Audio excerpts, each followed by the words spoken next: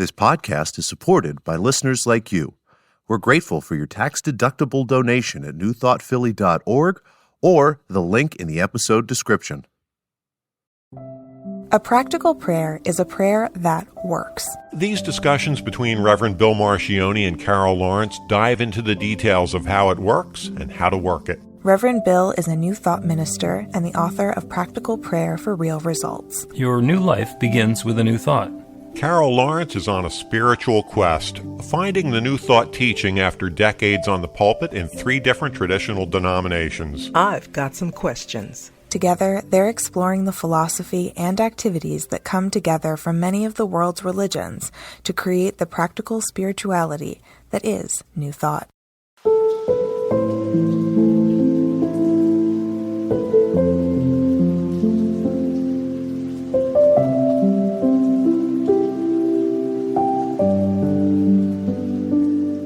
Welcome to the Practical Prayer Podcast. I'm Carol here with Reverend Dr. Bill Marcioni. And this is the debut podcast of the new year. This is the first one in 2024. It's episode number 134. Why is that? That's a thing. Like, it's not intimidating. It's just like the first of the year. I hope I say something, and that is meaningful that will help people get their year started off good. I hope so too. I set my intention for that, and I'm still not going to let go of the notion that you say inspiring and uplifting things every episode, and we don't need to wait until the odometer rolls over to the next 1,000 miles to celebrate it. I'm just taking it. Any compliment or good thing that comes, I'm taking it. So, yeah. I think that every episode is like a first on the road to amazing. I was looking through the list of them, and in their own ways, they're all gems. They all have something really wonderful to offer up. And I sometimes randomly go back and listen through an episode or part of an episode and go, hey, that was an interesting way of putting that. And other times saying, am I still saying that? We both have our thing about, what we're looking at, and I'll look at mine. And the one thing that has been such a struggle for me to get out of is that everything is not a series. Like, I think it's series. So what did we do last week? We need to do this. We need to do second part, third part. Everything in my life goes like that. And these are standalones, right? There's the magic in the New Thought teaching. They're all a standalone because they start with the same premise, which is that there's only one. Yes. So what we do is 134 episodes of talking about the one. And it's just different perspectives. So it's not like it's the one is going to turn into this and we get to talk about it and it's going to turn into something. It's still the one. We're looking at it from the different vantage point. Yeah, I hear you. You have no idea how long it took me to understand. I heard it, like intellectually, I get it. But how does that really, But I get it now because I'd have these notes and I have to pick up from where we left off last week. And it wasn't working. It wasn't working like that. And, I do some things with folks, and one person, they calls me the professor. Like, all right, here comes the professor. She is and it's a joke, and everybody laughs at me, and I'm not laughing because I'm thinking, this is orderly. This is coordinated. But then looking at it standalone, it's more fun. Because you don't know what you're going to hear that will just make your world better. And it will, whatever it is. Oh, yeah. Well, and I think that's true of every episode. And I was just going to suggest that at the end of the episode, you just briefly write down any open questions that you think were left during the episode. Because to me, that would be the interesting list. Because that's more about you than it is about what we've talked about.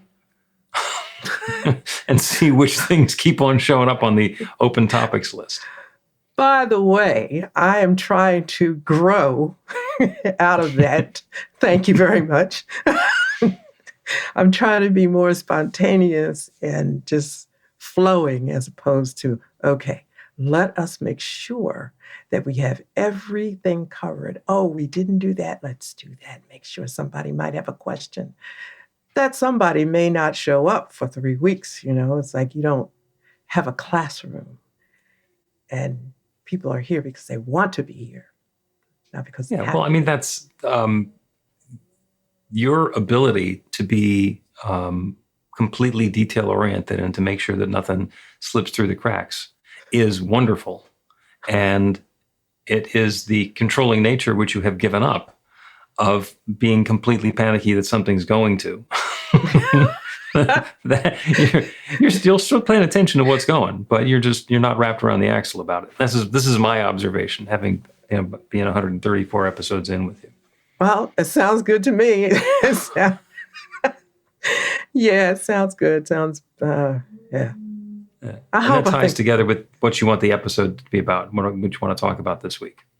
yeah, creating your own reality, Right. and kind of understanding what control really means when you have control. And I think it's an art or a skill. May not be the best way to put it, but it feels like an art or a skill. Knowing when to give up.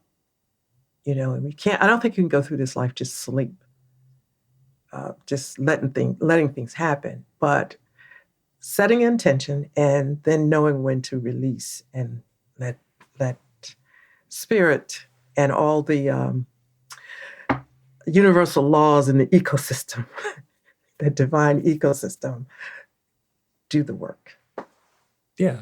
And there is, when we want to create something, when we want something in our reality, our experience that's different than what we've been having, our egoic self says, well, let me go out and get the pieces, the raw materials, and put in some sweat and some labor and some effort and maybe some struggle and force those pieces together and then get what I want.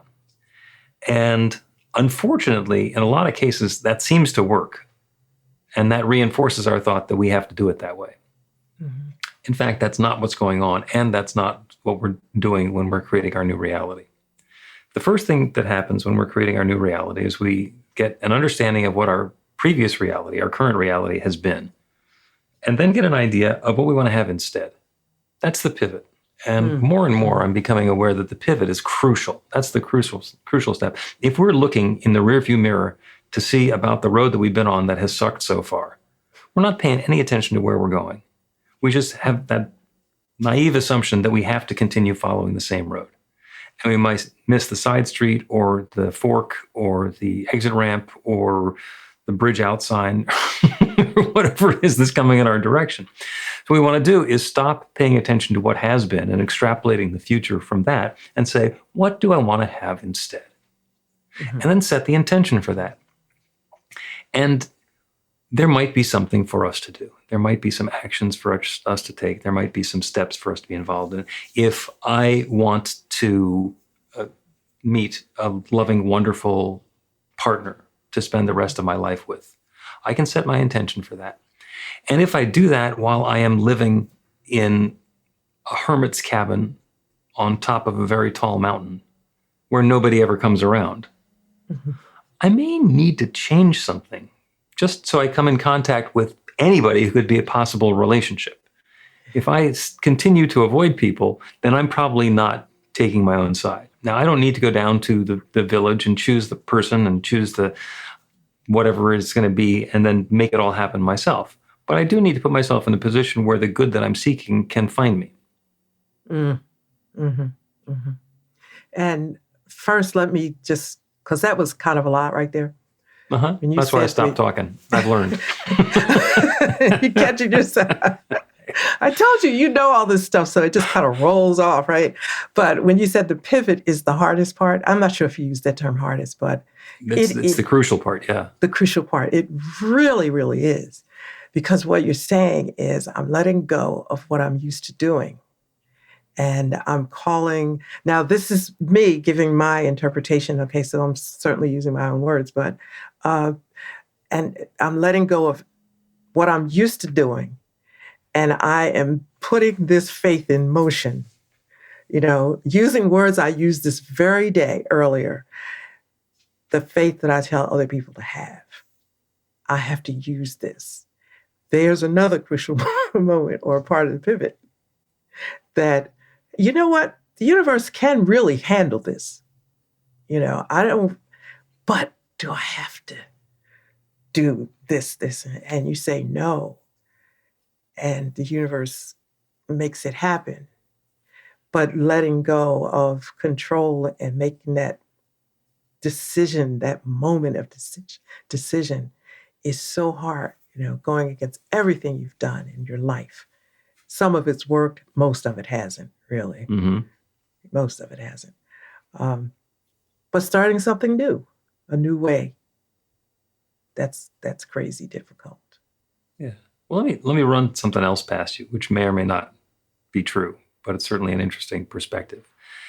I often, as you have noted, say the answer is always yes. Mm-hmm. And what we get to do is work out the question. And we're very enthusiastic about the answer is always yes. The universe says yes. And that's ascribing a lot of human emotion to the universe always saying yes. Mm-hmm. It is possible that the universe is saying yes, like a disinterested employee at a government agency, where they go, yeah, whatever, and they stamp yes on it. Mm-hmm. Non-attachment. There's no pom-poms. There's no energy about it. It's like, oh, that's what you want? Yes. So is that correct? The universe does not have any skin in the game. If there were something that the infinite creative power that creates everything, that knows everything, that does everything, that is everything wanted, would you be able to stand in the way of that? Come on. No. Of course, no. All right. So the universe is perfectly okay with the yes being to whatever it is that you are inviting into experience. Mm-hmm. If there's something that the infinite doesn't want to have happen, it can't. It is an impossibility. You want to flap your arms and fly? Give it a try. It's probably not going to work until enough changes that works. But right now, I've tried. It doesn't work. I'm not even going to flap now to demonstrate that it doesn't work. Trust me, it doesn't work. Mm-hmm. But are you not saying that the universe does, in fact, have a will or preference? Because if the universe doesn't want it, it doesn't work. So it's not like a blanket yes. There are natural laws. There are, and we call them the laws of physics. Those are the ones we have scientifically proven, demonstrated. We start out with an observation, then it turns into a hypothesis, and then there's an experiment, and then a proof, and then it becomes a principle. And it becomes a principle because once we've distilled it down to this is what that natural law is, it always works the same way. Speed of light, 186,000 miles per second, always doesn't change. Mm-hmm. Except when it gets close to a black hole, it looks like it does change. And does that mean that we were wrong? No, it just means that we never did the measurements near a black hole. For all we knew, this principle applied always. And principles apply always. And then at some point, we get an understanding, oh, there's something a little deeper going on here. Thermodynamics and gravitation and electricity and all of the fundamental forces of nature that we have come to understand and be able to define. There's the theory of relativity, but then there's a theory of special relativity because there's an exception, there's an asterisk. There's different ways of looking at it. And even though our knowledge is incomplete, we can still work with it. We can still make things happen. So how about this? And I really am glad to hear that. So how about this? For those of us who struggle one way to get it done, or it's supposed to do this, until we thoroughly, completely slam ourselves against the wall and then relinquish, sort of like just throw your hands up because you have no choice and allow the universe, whatever, to work, those principles and laws and everything to work. How about you stop before you get to the place of utter exhaustion? And, I use John 3:16, not John 3:16, John 16:13, where Jesus talks about show me. And those are words I lift out, show me.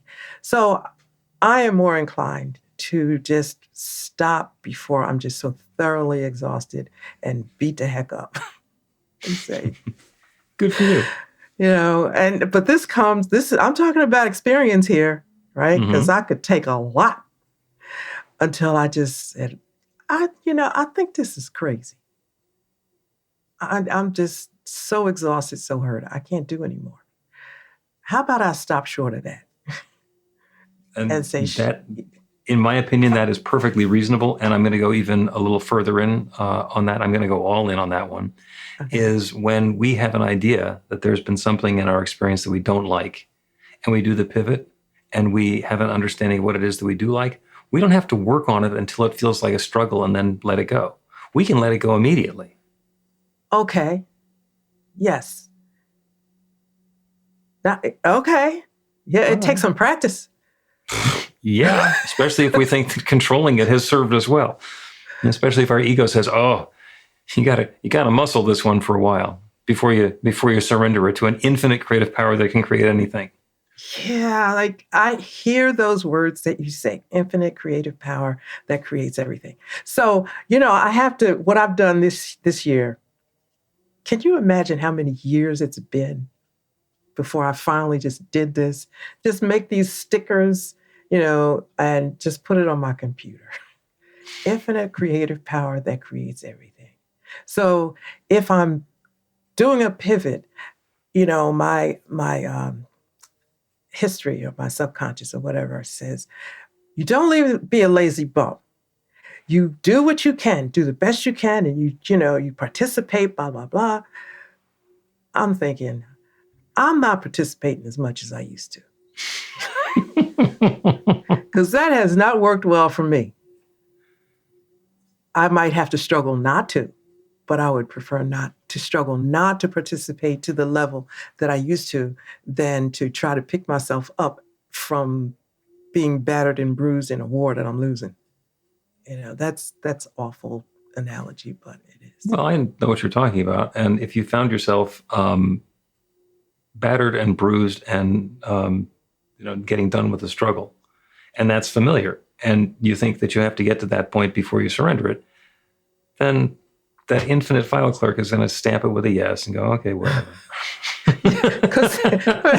Or you can turn in your paperwork before the struggle and you get the same yes. Yeah, listen, Carol can last about 3 years, okay? She can go about 3 years. So, yes, and let's just come back, in 3 years, we'll pick her up and fix it all. I am so done. Let's take a quick break, and when we continue, we will talk some more about creating your reality.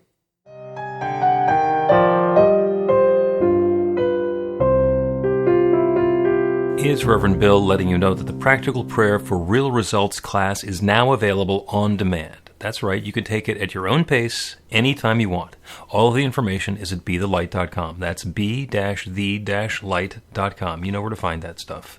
The class is 5 lessons, broken down into 18 modules, and you can take them at whatever pace is comfortable for you. As you work through the process, it starts out with the theory, goes into the practice, there are experiential activities and exercises, and at the end of the program, you will wind up with an understanding of how practical prayer works, and a practical prayer for yourself that will work to create transformation in your life. And as you know, it works for everything. Take a look at the class online at BeTheLight.com. There's a sample lesson so you can see how the class is going to work for you, and then dive in. The great news is it's on sale now. You can register and save $20 off of the regular price. I'm looking forward to seeing you in class.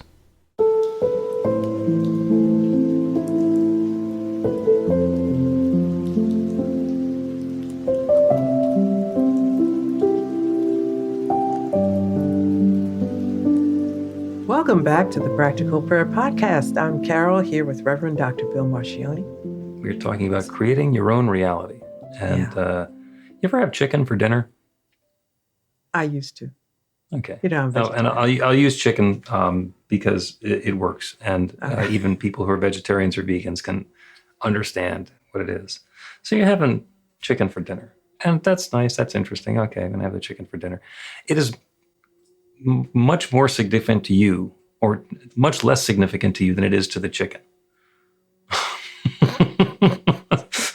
kind of the same balance, but even bigger when it's the difference between what we're experiencing and what the infinite is experiencing. Mhm. For us, it's the whole enchilada, and for the infinite, it's, oh, chicken. Yeah, yeah, yeah. Seeing it from, we say through God's eyes and God's point of view, so much is poetic, seeing it through God's eyes. But now getting that real, really doing it, it's that story you just told. Yeah. And seeing it through God's eyes, I mean, we have so much judgment about the people who are misbehaving and the politicians who are being corrupt and the they whoever we're othering about them being different or unworthy or undeserving. We are all divine expressions of one infinite presence. And the judgment that we have is our own. And the preferences for how we want to live is our own.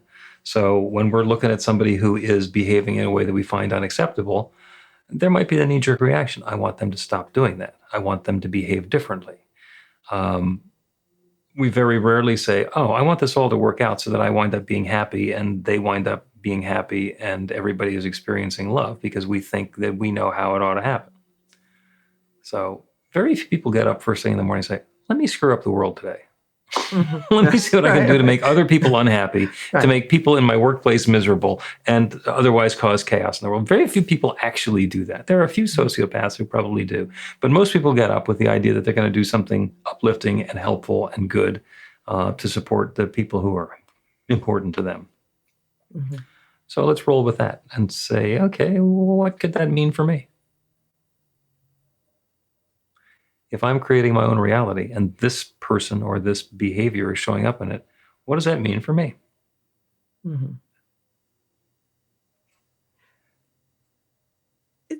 It's an opportunity. I was thinking, as you were saying, it was describing a situation I had with my older son recently, and he was talking about, somebody. And I said, and he was, quite upset because it just seemed like they could see this. It's just whatever.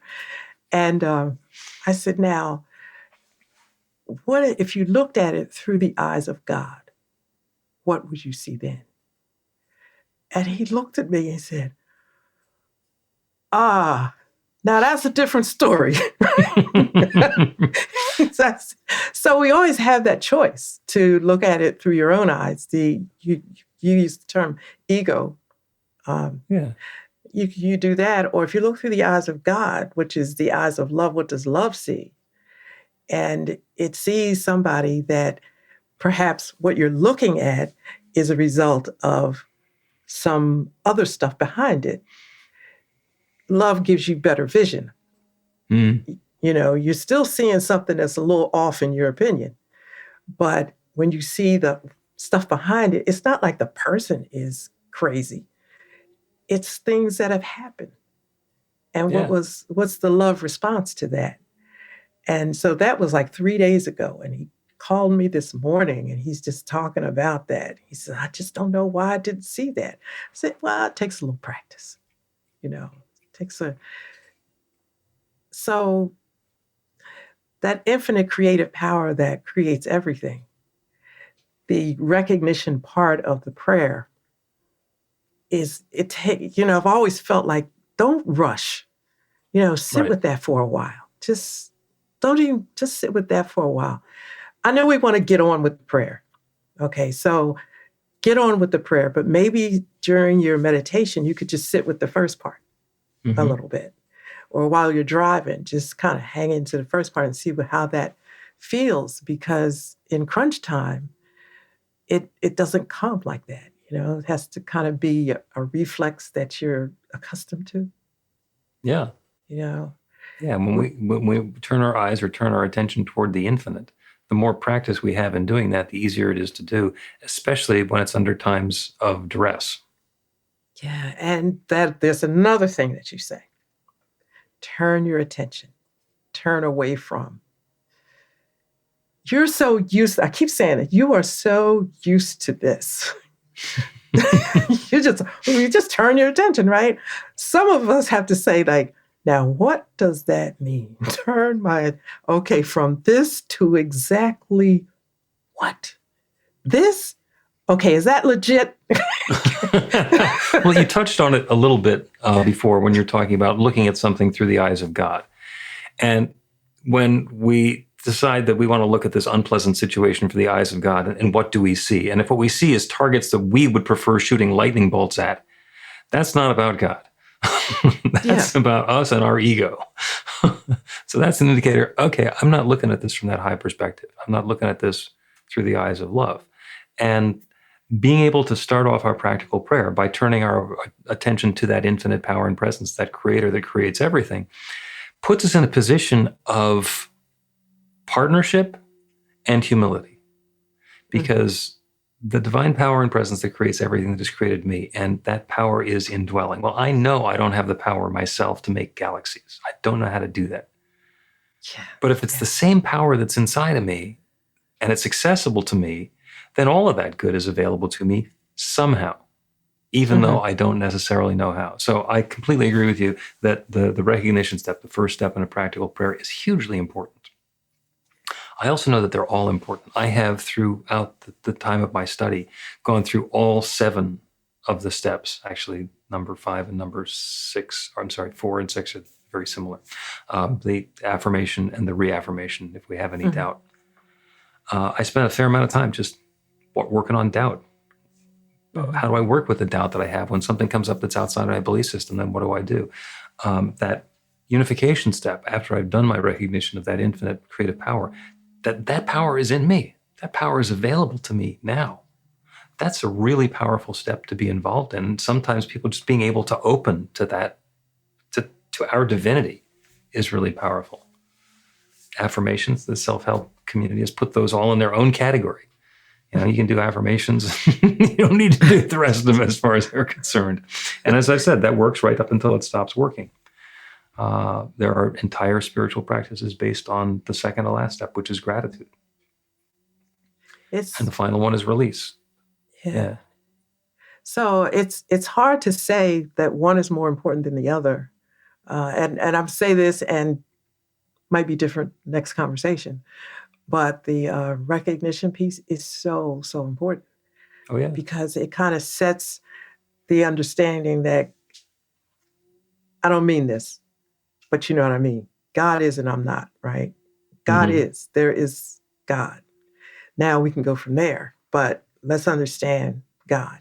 And quick story, I was out with some girlfriends, and one has had stent, whatever you put in your arm to get what is it? Dialysis. Yep. She's had it in her arm. Yeah. Yeah, she's had it in her arm since 2016. So this is like 2024. Yeah, it's been a while. It's been a while. And like she's blah, blah, the whole story. And suddenly she went, and her kidneys that were functioning at one level went, and they were suddenly 2% up. Like she's going better. And she's sitting there and she's talking all this death stuff, and she would get a dog. But if she dies, her sister would have the dog, and the dog would end up in a pound. And I'm sitting there at the restaurant probably looking much like this. And I said, okay, so this God because you go to church every Sunday, right? Yes. So this God that you go to church to worship, that raised your level of kidney function beyond any expectation, couldn't figure out how to take care of a dog if something should happen to you. Now, since you haven't died yet, and like she's been near death, you haven't died yet. You seem to be moving away from death. God is good. God wants good. What about the poor dog that would love to be with you during this time? Because she's an excellent dog mommy. Gosh. And I said, what about the poor dog that would love to be with you? That's a God thing. my sister wouldn't take care. Your sister don't know. She is not in the equation of good here, right? Yeah, good dog mommies tend to attract other good dog mommies into their orbit. And if there's a need for somebody to take care of the dog, oh, this was Stell's dog. Got For it. real. Yeah. I Or said, have listen, 3 or 4 of them fighting about it. I can imagine if she got a dog, it'd be a Great Dane. if it was a Dane, honey, you wouldn't have to worry. I got That's right. You got it. You got you. it. So 2 days afterwards, she sent me a note that says, look like there's going to be a dog in my picture. And I'm thinking, was difficult for you because it's all around that recognition piece. Now, I may fall off somewhere else, but God is, he said God is able. So this is like no big thing. Yep. And that's a lot of ways is the last step is the release. Like, I'm going to turn this over to that infinite creative power that creates everything. I'm going to get out of the way. I'm going to let it go. I don't need to plant a seed in the ground and then dig it up 3 days later to make sure it's germinating. That's not my job, and it actually doesn't help. So set the intention for the perfect dog to be showing up in my life, and either I'll be adopting a dog in 3 days, or there will be a stray that wanders by, or the next door neighbor will move in with 3 dogs. And suddenly I have a surplus of dogs without having to actually take care of one full time. And you say it's with such ease and grace. Like you get to the release part and you let it go. I don't want to deal with it. I get there and say, look, I am thoroughly, completely exhausted. You got this, I'm out. Okay. We don't want to get that far, right? I'm trying to learn. My favorite magical phrase, which is up until now. That's up until now. Thank you so much. As soon as you're ready, you can start doing it differently, and then you can report back and say, oh, that was easy. Okay. No, that was... I'm going to hold you to that because, I tell myself, you're taking away from your life all this energy and, just let it go, girl. Go watch a show. Do something. Yeah, the fact of the matter is, and I know this because I've known you for a while, is you're pretty good at making things happen. And you have a nice reputation for making things happen. And just sitting by and letting things happen without you having to work at it, you lose part of the challenge. Now, it might be as much fun in a different manner, but there's something that lights your fire a little bit about being able to face a challenge and muscle through it. Maybe I know because I know how to do it too, and I'm good at it. And at some point, I get to, I don't deal with this. The infant's going to have to take care of this. I look forward to seeing how God is going to solve this problem. Well, I want to get to that point. I want to get to that point before there's nothing left, right? Because I'm like, I cannot do this any longer. So, it's like knowing when it's okay to let go. And you're saying it's okay to let go from the beginning. Yeah. Let's take another break and then do a prayer on creating our own reality calmly, peacefully, and gracefully. Learn to put practical prayer to work in your life. The steps are simple to learn and let you begin to get real results to create the life of your dreams immediately. Reverend Bill Marcione's widely acclaimed book, Practical Prayer for Real Results, gives you a clear summary of the New Thought principles behind practical prayer and the series of easy-to-understand steps found in the most effective prayers from religions and spiritual practices all over the world and throughout history. Practical prayer is not a replacement for your religion or practice. It's a technique to make the work you do in consciousness even more effective. The book includes 40 prayers on various topics that you can adapt as needed and use as your own. Practical Prayer for Real Results is available in paperback, Kindle, and audiobook on Amazon or at b-the-light.com. That's b-the-light.com.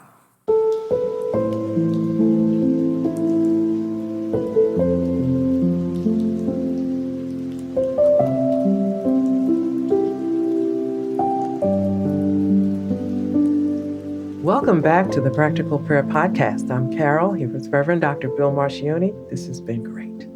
A wonderful conversation talking about creating your own reality.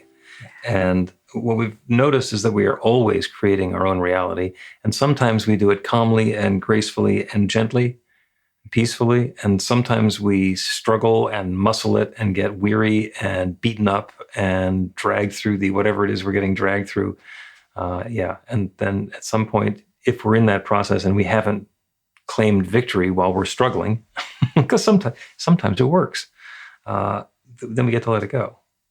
And letting it go, we are able to turn it over to the infinite and partner with that infinite creative power that has created everything to create this newness. That's the prayer today. It's about creating our own reality calmly, peacefully, gracefully, in partnership with that infinite creative power. And we start with the acknowledgement that, yes, I can generally understand what the situation is, and I can generally figure out how to put the pieces together, and then I can generally work pretty hard and maneuver to get the pieces together and get the project, the job, the task, the assignment done. And history and time and experience have shown me that as often as not, I do that, and I can do that effectively. And also tell me from time to time that that's a lot of work, it's a lot of struggle, it can be exhausting. Sometimes it doesn't work. Sometimes I get to the end of my rope and it's not done. I'm not having the experience that I want. I am not having the success that I have intended. And I'm out of stuff. Energy and ideas and thoughts, and I'm depleted. And sometimes it takes us getting to that point to realize that there is something bigger than we are. There is one. There is one divine power and presence, one infinite creative force that creates everything. We call it God, we call it the Big Bang, we call it nature or spirit or whatever we want to call that divine force that in the beginning was all there was and began sharing itself as its creation. Everything is that one presence shared in its own way. The same story comes from physics and the Big Bang or Genesis and let there be light. Only one light, only one bang, and everything unfolding and evolving and revealing itself from that one. So we can all trace our lineage back to that one. We are all that one expressed in our unique and individualized and personal way, as is everyone and everything. So knowing that divine power and presence abides within, as we set the intention, as we get the idea of that next experience that we are desiring, that we are opening to, that we are inviting into our lives. We don't have to muscle it. We don't have to figure it out all on our own. There's an infinite intelligence that knows how to fit the pieces together. There is a limitless creative power that has the ability to fit pieces together in a far more subtle and forceful and powerful and uplifting and magnificent way than we ever could. There is one limitless love that is sharing itself through all of its creation, including us, including this new experience, ready to reform and reshape and reassemble to bring that newness into experience. And I know it's possible for that newness to come into our lives calmly, peacefully, gracefully. There's no need for struggle. There's no need for effort. There's no need to feel depleted or overcome. There's no need to battle or compete. There's no need to force or cajole or maneuver.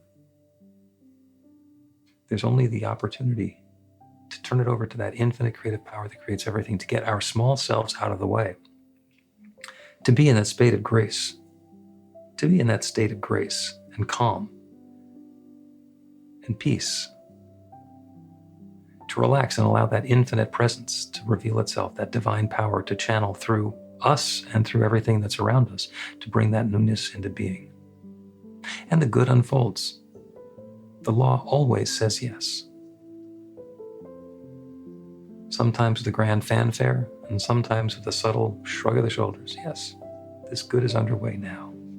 And the good unfolds for us and for everyone involved. I'm grateful for it. I'm grateful for the good. I'm grateful for the awareness of the creative process. I'm grateful for the understanding of when it is ours to take on and when it is ours to turn over, and how we can more fully participate in bringing that newness into our lives. And the universe is saying yes, and the good is unfolding. And I'm so, so grateful for it. I'm so grateful for the good. I'm grateful for the awareness of the process. I'm grateful for the divine light that is shining for and through and as each one within the sound of my voice. So with this deep feeling of thanks, I speak this word and I release it into that creative law, that same law that creates everything. And I know without any question, doubt, hesitation whatsoever that it is now creating this. The good is at hand. And so it is.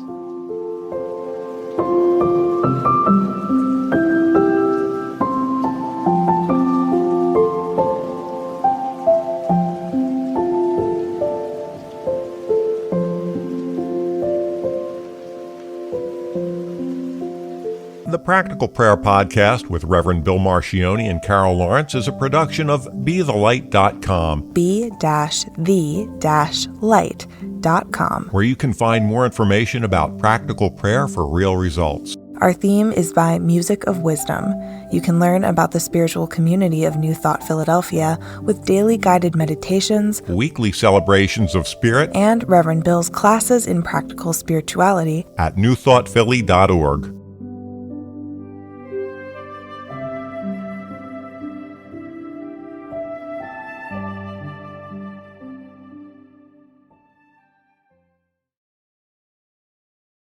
This podcast is supported by listeners like you. We're grateful for your tax-deductible donation at newthoughtphilly.org or the link in the episode description.